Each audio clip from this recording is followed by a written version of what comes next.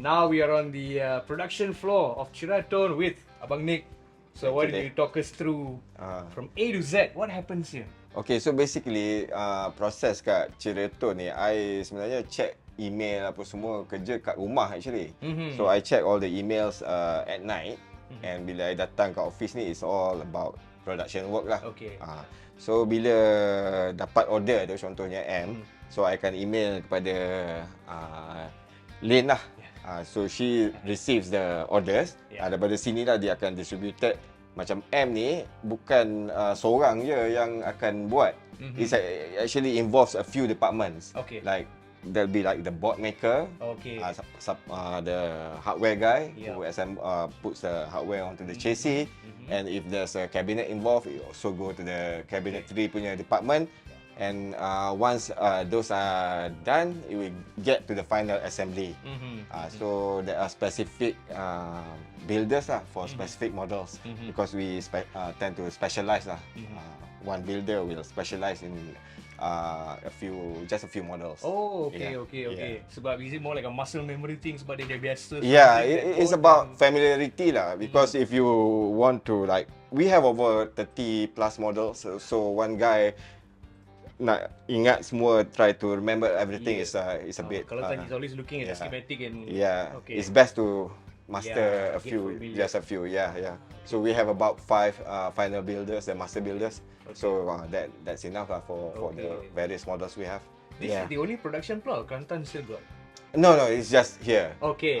There used to be one there? Yeah, because what happened was the guy had to go back to take care of the parents. So we thought of, like, have him do something of there. But over time, I think he's got some other business. So I guess that's better, I remember seeing the maid in Kelantan. Oh, okay. Yeah. We still have that maid in Kelantan, although it's made in KL. I see. Okay. Alright, so from here, where does it go next? Once the order comes in, right? So Lin does everything. She put in the order and she put out the instruction to the various departments lah. So the first would be what we have here is where the circuit boards are made or assembled. Yeah, so we can go in. Okay, sure. Yeah. So this is where it all starts, so to speak. This is where the boards are made. Not just the assembly and the soldering. We actually stick the turrets and the eyelets here in this room as well. Okay. So you see those metal connectors, right? It's like it's got to be switched here lah. It's been put in here as well. So again, we have 3 board makers. They specialize as well. Yeah. So job is it to restock the parts in here? We have that's a good question, because we have one specific guy who handles the one specific guy and also the admin lah, to handle the inventory and all that. So it's best not to burden the builders with all this nitty-gritty, because that won't work. Seems like a tedious job. You have to check every single Yeah. So we have some sort of a rough system where we monitor the inventory levels and whatnot, So it's quite involved. It's a very important aspect of the operation and often overlooked, but it's also it's very important. Crucial for these guys to. Yeah, especially remember the COVID times when the supply chain was really screwed up. So luckily, because of our system, we managed that. Nice. Yeah. So we weren't that affected. Yeah, so this is where it starts. The board is wired up. The boards are wired up. So after that, it will go to the next station, where the chassis is put on. Yeah. All right.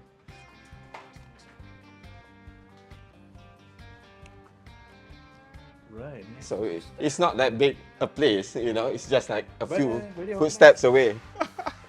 Yeah. So this is we have 2 guys here who do the chassis assembly, who put the hardware, the faceplates, all the transformers in. So again, So when the boards are done, also they will come to them and they will. Yeah, actually, the boards and chassis are concurrent. Okay. So usually, there'll be there might be some delay when you need some time to make the boards, right? And the guy, the chassis guy, will also at the same time receive the instruction for the chassis assembly. Okay. So once that's done, it be put on the shelves, waiting for their turn to be for the final assembly. Yeah. And what you see here are the guys for final assembly. We have 5, so there's 4 that I think the other guy is on that inside the other room. Yeah. How do they keep track as the build goes down? Is there like a checklist they are looking at? Like Okay. It's like how do they know what to do? Okay, so basically these guys are trained for quite some time. Sometimes it takes them more than a year before being accepted to be the final builder of the amp. And not all candidates have the capability to, the skill or the temerity to do it. Some will build just a board. Some do other things. Because a lot of people comment like how flawless your soldering is, right, in the amps. Yeah, it's sort of like a craft type of thing, and patience, I guess, factors a lot into it. So yeah, so these guys, as I said, they specialize into a few models, like 5 to 7 models each. So we have 5 guys, so it's about 30 plus models. Yeah. Nice. Yeah. So it's all hand wired. 100% hand wired. Yeah. So there are also a lot of mods people request. So it's not always the same thing every day, but it also makes it, kind of not fast to do. Yeah. How many hits they can finish in a day? Probably one hit like this, probably 1.5 to 2 days each. And that's already considering that they do not make the boards. I mean, and they don't assemble the chassis, right? Yes. So it's just the final wiring is 1.5 to 2 days. Yeah. In order to do it as nicely as we do, Yeah. Tedious work. Yeah. So once that is done, the final station is actually here. Okay. Here, where I sort of like quickly check the work. Yes. And put in the fuse, put in the tubes. Okay. Yeah. Check is a very visual check lah. Visual, and also I use the meter and some tools to check. Okay. Yeah. So it's sort of like the first check lah. Yeah. So and put in the tubes, and after that, it will go into the. This is where I test the amps. Yeah, it's a bit messy. Okay. Yeah. There, I can see your famous strap there. I don't really take care of it. So this is where. So you personally test all the amps that go? All the amps I personally test still. Yeah. So I do the biasing, check the voltages and all that, and it will go a few testing stages. I play, and then after that the amp gets burnt in. I mean, we put. Music source, and then let it run. So your cabs are all burnt in as well? Yeah, I guess so. I mean, they have run for, I guess, hundreds of hours. Okay, that's not bad actually. Then the customer gets a burnt in, like ready to go. Stage ready. Yeah. But it's more about to weed out the what they call it, the infant death of components. Okay. Usually when components fail, they fail at a very early stage. So we try to weed out those early death. Okay. Yeah, like the tubes, especially, or capacitors. Even. So that's like what, 100-hour test? No, it's not that if we do 100 hours, we won't get much amps out, right? Okay. So each amp is about 10 to 16 hours. Okay. So it's like 2 days of burning in. And then after that, it gets into the cabinet room, where we'll be there in a short while. They put it inside the cabinet, the head or combo cap, and then it comes back here. And then I test again. Yeah. Only then it gets shipped. Yeah. So all in all, a few days for 1 amp, I guess. Yeah. And like if you're testing a head versus a combo, for the combo when it comes back here, are you listening to any parts rattling, stuff like that? We have to rattling. Yeah, for combo. Yeah. It's always an issue. So we really need to take a look at that. Yeah, but fortunately, most of the orders are heads because of the shipment. Yeah. I mean, we export. 12 is really expensive. Yeah, even 212, because of the size, Yeah, so it's kind of pricey to ship. So people usually just order the head. Okay. Yeah. Okay. Yeah. Alright. Yeah. From here, where's the next? Yeah. So basically, this is a sort of like the final testing room. But we go to the other side where we can see where the cabinets are made and where the packing guy is. Yeah. So I guess we can take a look at the cabinet. Yeah. Okay. Department and the Tolexing. Okay. Oh. Where the covering is done. That'd be fun. So this is where the guy is. He makes all the cabinets. Small room. Yeah. So this is where it's all done. All your cabs are made with the same wood type and. Yeah, we use marine grade ply. Okay. Yeah. I mean, we are a tropical country, right? I mean, there's really no pine here, or you can get pine, but it's kind of expensive because you have to import in. Okay. So we use what they call the voidless ply or marine grade ply. Okay. Because it's more reliable, it's less susceptible to bending and all that, you know. Yes. Yeah. So humidity won't affect this. Not as much, Yeah. And we also have to be very careful with the QC from our vendor, you know. Yeah. So it's not really perfect. Yeah. And, yeah. There's a lot of checking that needs to be done. How much you feel the kind of wood affects the cabinet tone? Does it affect at all? Because we do a lot of heads, so that's the question is mood. But I guess for combo cabinets, yeah, it will. I mean, marine grade ply versus pine, definitely different sound, different weight. But it's not to say, you know, Marshall use this type of marine ply, but they use a birch ply. Okay. Over here, because we are in a tropical country, most of the local plywood is Meranti. Okay. Yeah, so Meranti plywood usually. Yeah. But we need to use what we have lah. Yeah. You know? Yeah. Readily available. Yeah. But that's it's the same thing with Fender back then. You know, pine was the most widely available so wood, and it's cheap. So okay. Yeah, true. They just use what was readily available right back then. Exactly. They ash for all the bodies for the strats. Yeah. Things like that. Okay. Yeah, that's true. It's only now that those become exotic because of the scarcity. Yes, you know? yes. Yeah.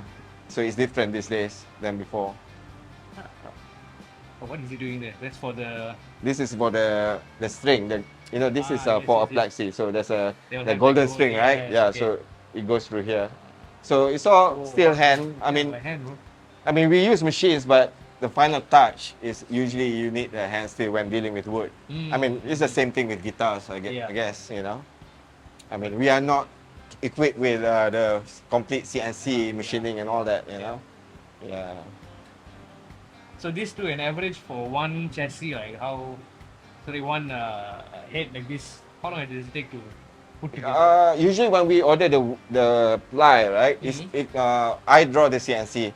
Okay. So it's cut to size already. Okay. So when it comes here, there's not much cutting that needs to be done because it's to size already. Okay. So it's more like there's still some cutting that needs to be done, but it's more like jointing and gluing and put it into shape and things like this. The band hole that you see there. Yeah. And there's roughly about what, 3-4 sizes? 2 sizes? When you got your lunchbox head, that's a lot. Big ones. So there's a lot more. Yeah, there's got at least 15 different sizes, not including the combo or the speaker caps. Yeah. A lot. Yeah, but we try to streamline. Like a lot of our models now use the same platform as the OTS head. Okay. For example, so yeah, it makes sense to do that. Easy for production, right? Yeah. So that we do not have too many sizes, too many wood types to order. Yeah. Okay. Yep. From here. Yeah. So this is where the cabinets are made, and this is where they put the Tolex. Yeah, the covering compartment. Yeah. This is also one of the things that is not to say an art, but you have to be very used to it to be able to do it properly and nicely. And not to waste material. Yeah. And your Tolex options has grown, right? I think compared to before, you much more colors and stuff. It used to be that, you know, you can order whatever color as long as it's black. Okay. But I guess over the years I become softer and have to like relent. Cater to all the people want. Yeah. You got the snake skin one there. Yeah, we have a few. Do you do the purple one as well? Yeah, purple. Also we have purple okay. and red and quite a number of colors. Yeah, but not all colors because the black one we actually get it locally from a factory. Okay. They do things for Proton upholstery, for example. But for the colored ones, we have to, you know, import it from outside the country. And Tolex, usually you cannot really, you know, fold it because it will be creased and all that. Yep. Okay. Yeah. So usually the shipment will, the size is big, so it's pricey to. Therefore, they upcharge. Now you know why you pay more. Yeah. Yeah. But that's the thing, you know, if you want something special and people don't upcharge you, it's not special. Yeah, true. Right. True. Right. And of course, if you got demand, why say no, right? If they're going to pay for it, but it's more about making people feel special. You know, that's what Ceriatone is about, right? But today, yeah, true. So wait, the grill cloth for the combos are also fitted here? The grill cloth as well, yeah, everything here actually. So you can see that cabinet, right? It's got a grill cloth in front. I mean, just because of you do have a... Yeah, so everything is done here. Yeah. Nice. Yeah. Okay. So from here again, it gets sent back into the... Yeah, it gets back to the packing, the put chassis into cabinet room. Okay. And also serves as the shipping room. Oh, okay. Yeah, it's the room we skipped just now. Okay. Yep. And this is Mr. Ewong here. Hello. Yeah. Ewong. So this is where, you know, the completed chassis just now that I tested will come here, and it gets fitted into the cabinet. Like this one is a kit actually. It's a kit, okay. This kit was ordered with the head cabinet, so he's. Okay, so again the kit, the customer has to put it together themselves. Yeah, kit is a DIY type of thing, you know, where the customer will wire it up. Interesting that some people want to wire their own. Yeah, but we started that way. I mean, see. Okay. we didn't start with complete amps. Yeah. It was actually we supplied the DIY community, people who wanted to do their own amps or businesses that need some of these parts. So we started that way, and only after some time we went into complete amps. Okay. Yeah. Kind of like the IKEA of amps right in the beginning. Yeah. Yeah. Something. Put together their own amps. Okay. Yeah. And then he gets tested in the tested again, and you come and get it and then boxed up. Yeah. Like, yeah. Here, okay. Some of the amps that you see. Nice. It's going out. They are going out today. Yeah. Going out to the US there. I can see. Oh, careful about the address though. No, yeah. Blur up the address. Okay, cool. And then from there, it gets someone handles shipping, I guess. It goes back to Lynn. Okay. Because she also handles a shipment. Okay. Yeah. So that's basically the end of the line, lah. Yeah. Okay. So there you go, the production from start to end. That's about it. And we have another room for the pedals. It's really boring. It's just one room. Okay. You know. But the same. Yeah. Just quickly see the pedals. The same process. I test the pedals over there in my room. This is where the Centura and the Housebreaker are made. Okay. Yeah. Usually two guys, but only one here today. Yeah, so he's doing the Housebreaker boards right now. Okay. Yeah. So we only have two pedals in production. Two models of pedals, and yet there's quite a lot of parts for pedals. Yeah. And your orders for the pedals are quite large, so right? We sell a lot of pedals because I guess the price point is lower compared to amp. So compared to the real cost. That too. But when the price point is at that level, it's like people don't really think much to order, right? Yeah. Compared to complete amps. Yeah, they just had to cart immediately. So. Yeah. Okay. Okay. So the A to Z of it is here already for pedals, just this one small room now. Yeah. Even boxed, it gets boxed here or? Yeah. When the pedals will go to my room and I test and they come back here and gets boxed here as well. Okay. So you see this these boxes and the Centura punya the Centura boxes are there. Okay. Yeah. Yeah. And you're currently doing gold, the raw. Yeah, matte silver, and, black. Still doing the black and all that lah. Yeah, yeah. Horsey, no horsey. Yeah, we have purple as well actually. Yeah, you made it for Peter, Danish Pete, right? Anderton's. Yeah, yeah. Did you get one? Yeah, yeah. That was a purple. What's the chocolate? The knobs, ah? No, the purple. The purple is actually based on the Cadbury. Wrapping. The Cadbury wrapping. Purple. Yeah, okay. Yeah, that purple. So we were just mentioning Danish Pete from Anderton's. He does the demo. He has a Centura that is purple in color, same like the Cadbury wrapper. Yeah, Anderton's they buy a lot of the Centuras actually. I see. They are the dealers. Yeah, they're one of the main dealers for Europe actually. Yeah. So they still, from time to time, every month or so they order a bunch. And they order by the hundreds already by. Usually 40, 50 pieces, something like that. Yeah. Yeah. Not bad, not bad. Yeah. Alright, so that's the pedal room. Yep. And that is the Ceriatone. Alright.